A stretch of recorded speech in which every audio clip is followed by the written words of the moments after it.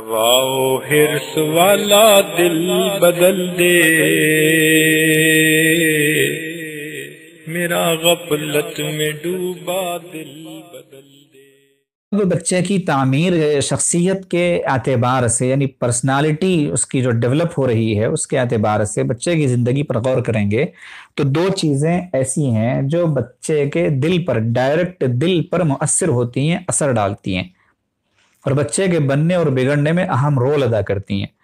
وہ کیا ہیں دو چیزیں؟ پہلے نمبر پر والدین ہیں، والدین، ان کے اثرات بچوں پر پہلے نمبر پر پڑتے ہیں۔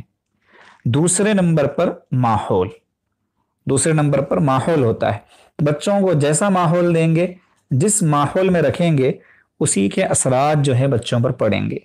جس سوسائٹی میں رہتے ہیں، جس کالونی میں رہتے ہیں، جس شہر میں رہتے ہیں، جس علاقے میں رہتے ہیں، جن لوگوں کے ساتھ اٹھتے بیٹھتے ہیں، جس اسکول میں اسے پڑھاتے ہیں، جس پارک میں اسے کھلانے کے لیے لے کر جاتے ہیں، وغیرہ وغیرہ، ان سب جگہوں کے اس پر اثرات پڑتے ہیں۔ اس کو ایسے ہی سمجھنا چاہیے، جب سیلاب پڑ رہا ہو گھر کا، تو جس وقت سیلاب پڑ رہا ہوتا ہے، چڑیا کے بھی اگر معصوم پیر اگر اس پر پڑ جاتے ہیں تو نشان بیٹھ جاتا ہے۔ پھر اس کو صاف کرتے ہیں مزدور، اس کو بھی ہٹاتے ہیں۔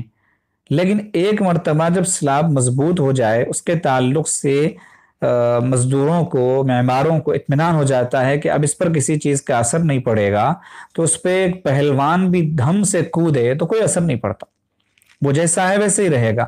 ٹھیک اسی طرح بچہ جب تک بچہ ہوتا ہے، اس کی عمر کچی ہوتی ہے، اس پر ہر چیز کا اثر پڑتا ہے۔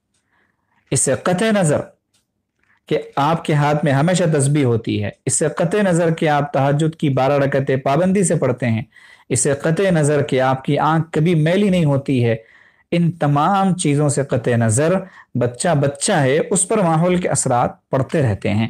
اب والدین کہتے ہیں ہم تو ایسے ہے نہیں، ہمارا بچہ ایسا کیوں، ہم تو ایسے ہے نہیں، ہمارا بچہ ایسا کیوں؟ تو وہ ماحول کا اثر ہوتا ہے۔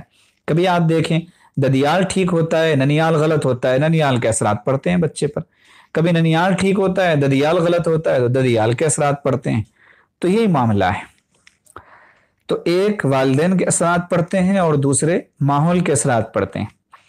اب اگر ماں باپ نیک ہوں گے تو اولاد ضرور بے ضرور نیکی کے جذبے والی ہوگی۔ ماں باپ کے اثرات بچے میں آتے ہیں، جین کے اثرات ہوتے ہیں۔ ماں باپ کی جین میں وہ چیز ہوگی نیکی والی، اچھی صفات والی، اخلاق والی، وہ بچے میں منتقل ضرور ہوگی۔ ہاں، یہ لازمی چیز ہے۔ لوگ سمجھتے ہیں کہ ہم برے ہیں، ہمارے بچے اچھے ہو جائیں، کیسے ہوگا؟ جو چیز جینیاتی طور پہ منتقل ہونے والی ہے، اس کو آپ کیسے انکار کریں گے؟ ماں باپ متقی تو اولاد یقیناً متقی۔ عربی کی زبان کا ایک مقولہ ہے، الولد سر لابی، بچہ جو ہے، بیٹا، وہ باپ کا نمونہ ہوتا ہے۔ باپ جیسا ویسا بچہ۔ اسی لیے کہتے ہیں کہ اگر ماں باپ کو پہچاننا ہو تو اولاد کو دیکھو، ماں باپ سمجھ میں آ جائیں گے۔ تو بچے کی شخصیت کی تعمیر اس دن سے شروع ہوتی ہے جس دن بچے کا بیج پڑتا ہے۔ ہاں، یہی نہیں کہ پیدا ہونے کے بعد، پیدا ہونے سے پہلے اسی دن سے اثرات شروع ہو جاتے ہیں۔ ماں باپ فسق و فجور کا وقت گزارنے والے ہوتے ہیں تو بچے کے اندر اس کے اثرات آتے ہیں۔ یہ عاجز لکھ کر دے گا اگر آپ چاہیں گے، اور آپ بھی لکھ لیں اور تجربہ کریں اور بتائیں۔ جس دن سے امید ظاہر ہوئی، اگر ماں ایک دفعہ بھی موبائل نہ دیکھے، آپ تڑپ جائیے کہ بچہ موبائل دیکھے، لیکن نہیں دیکھے گا۔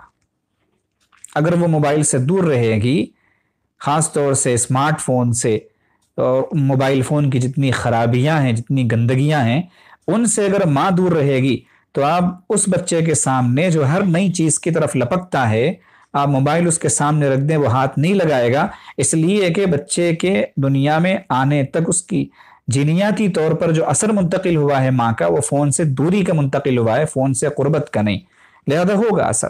اس لیے دوران حمل اگر ساری احتیاطیں کر لی جائیں تو بچے کی پیدائش کے بعد سر پکڑنے کی ضرورت نہیں پڑے گی۔ تو ماں باپ نیک ہوتے ہیں تو بچے کے اندر نیکی کے اثرات ضرور آتے ہیں۔ اگر ماں بچے کی جب امید ظاہر ہوئی تھی اس وقت سے بچے کی پیدائش تک ایک نماز قضا نہ کرے، انشاءاللہ بچہ خود بخود جب شعور کی عمر کو پہنچے گا نمازی بن جائے گا۔ اس لیے کہ جب بچہ اس کے ساتھ ساتھ تھا اس کے اندر، تو ماں کی اٹھک بیٹھک کا اثر اس کے اندر منتقل ہو رہا تھا۔ اسی لیے نبی علیہ السلام کی پیدائش کو اگر سامنے رکھا جائے، آپ علیہ الصلاۃ والسلام کے والدین کی طرف اگر نظر کی جائے، تو اس وقت مکہ مکرمہ میں سب سے بہترین لڑکا جو دوسروں کے لیے نمونہ تھا، دوسروں کے لیے آئیڈیل تھا، دوسروں کی انگلی اٹھتی تھی کہ بچہ کہو تو اسے کہو، وہ حضرت عبداللہ تھے۔ اور عربوں میں مشہور تھی بات کہ اگر کوئی بچی ایسی ہو جسے حیا کی دیوی کہا جا سکے، حیا کا پتلا، تو وہ آمنہ ہے۔ لوگوں میں چرچے ہوا کرتے تھے کہ آج تک کسی نے آمنہ کو گھر کی دہلیز پر نہیں دیکھا۔ یہ تھی علامت حضرت آمنہ کی اس وقت، اور اس لیے حضرت آمنہ کے جب رشتے کا ٹائم آیا، وقت آیا کہ کسی سے ان کا نکاح کیا جائے، تو خود ان کے خاندان والوں کی عبداللہ کی طرف نظر اس لیے بھی گئی کہ عبداللہ وہ بچہ تھا جس کے بارے میں سارے لوگ کہا کرتے تھے کہ اگر نیچی نگاہیں اوپر نہیں اٹھتی ہیں کسی نوجوان کی تو وہ عبداللہ ہے۔ تو شروع سے اس طرح کے انتظامات ہوئے تھے نبی علیہ الصلوۃ والسلام کے لیے۔ تو جو لوگ یہ کہتے ہیں کہ ماں باپ کے اثرات منتقل نہیں ہوتے، یہ سراسر غلط بات ہے۔ چنانچہ فرماتے ہیں کہ بچے کے ڈی این اے کے اندر ماں باپ کی طرف سے حیا، بہادری، شرم اور اچھے اخلاق منتقل ہوتے ہیں۔ اس کو سائنس کی دنیا میں کہتے ہیں behavioural aspect of D N A. تو ماں باپ کے اندر اگر نیکی ہوگی اور ماں باپ نیکی کا خیال کرنے والے اور اللہ سے ڈرنے والے ہوں گے تو بچے کے ڈی این اے میں بھی یہی اثرات آئیں گے۔ اب کیسے ڈی این اے میچ ہو؟ باپ تو شراب خانے میں تھا اور ماں پتہ نہیں جوئے خانے میں تھی، تو بچہ مسجد خانے میں کیسے آئے گا؟ ڈی این اے کے اثرات منتقل ہوتے ہیں۔ چنانچہ حضرت فرماتے ہیں یہ بات یاد رکھنا کہ جب باپ علی المرتضیٰ ہوتا ہے اور ماں فاطمۃ الزہرا ہوتی ہے، اور پھر بیٹے حسن اور حسین جنت کے سردار بنا کرتے ہیں، ایسے ہی جب باپ ابراہیم علیہ السلام ہو اور بیوی ہاجرہ ہو تو بیٹا اسماعیل بنا کرتا ہے۔ اس لیے میاں بیوی کو چاہیے کہ اپنی زندگیوں کا رخ ٹھیک کریں، اور پھر بات گھوم کے وہیں آتی ہے کہ رشتے کا انتخاب دین کی بنیاد پر ہونا چاہیے۔ فَاظْفَرْ بِذَاتِ الدِّینِ تَرِبَتْ یَدَاک، نبی علیہ السلام نے ارشاد فرمایا کہ عورت سے نکاح 4 وجوہات کی بنا پر کیا جاتا ہے، تو اس کے دین کو سامنے رکھ کر اس سے نکاح کر۔ چنانچہ حضرت فرماتے ہیں کہ جو عورتیں یا حمل میں نماز پڑھتی ہیں، نیکی کرتی ہیں، سچ بولتی ہیں، کسی کا دل نہیں دکھاتی، اللہ کو راضی کرتی ہیں، نیک کام کرتی ہیں، ان تمام چیزوں کے اثرات ان کے بچوں پر پڑتے ہیں۔